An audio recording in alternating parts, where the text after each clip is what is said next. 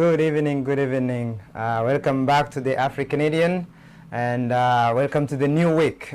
Today we are going to bring you more of the AfriCanadian experience, and over the course of the next week what we are trying to do, or what we are going to do this week, is really just talk to people on the street, figure out what's going on as far as the COVID itself, and because especially here in Toronto where we are, we have new development. There is more closures as COVID comes back, and we're sort of not sure where we're going to be, whether we can actually be able to visit and communicate and interview individuals the way we had planned from day one.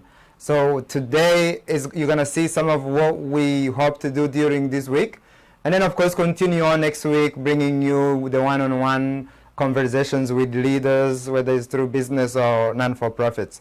But what we wanted to do was to just go on the scene, go to the ground and talk to people and see businesses and sort of try to get an understanding of how everybody's coping with COVID, but also understand what the African Canadian communities are doing during COVID time. The first video that we're going to show you right now is one of those what we did earlier today, where we wanted to understand by visiting East Danford, which is here in Toronto, in the east of Toronto. And you're going to see just a glimpse of what the African Canadian community is actually doing today.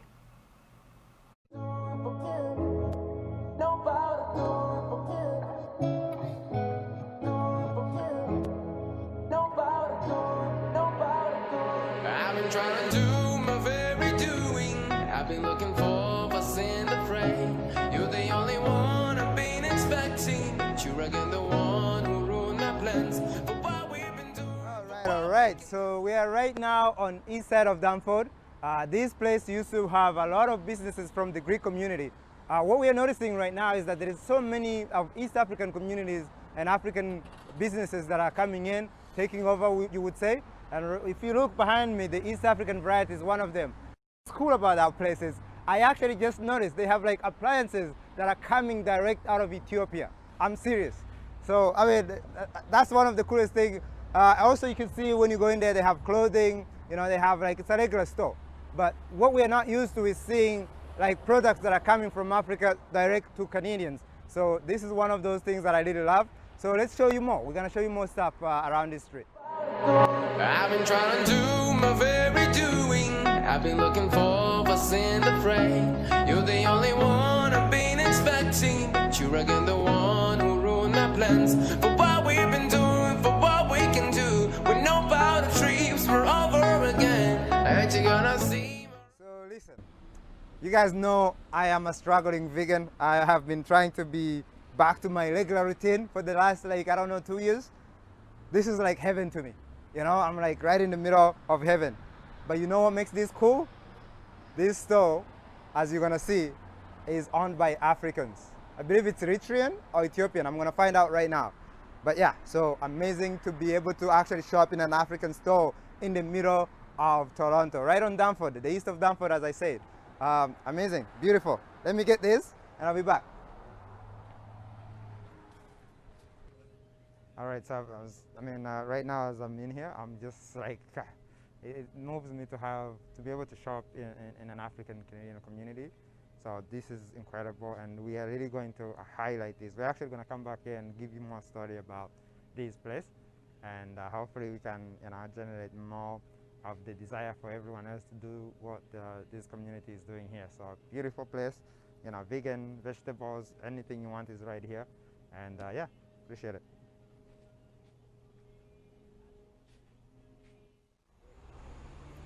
All right, so from getting groceries, which is the store right next to this one, you get to getting dishes. So if you feel like you just want to sit here and have a beer or have dinner, you can come right here. The next store, you can buy anything you want and go home and make your own dish. Why am I saying this? That's because both of these different stores are owned by Africans, specifically East African. This is an Ethiopian store. The next one is Eritrean. You know how cool that is in Toronto? And it's not just these two. I've just shown you another one. Almost the entire street is filled with African businesses.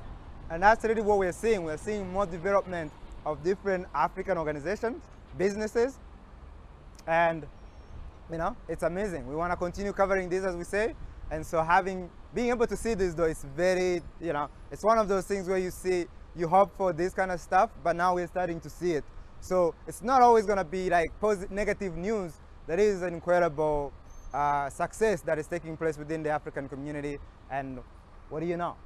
The Abyssinian restaurant is one of them.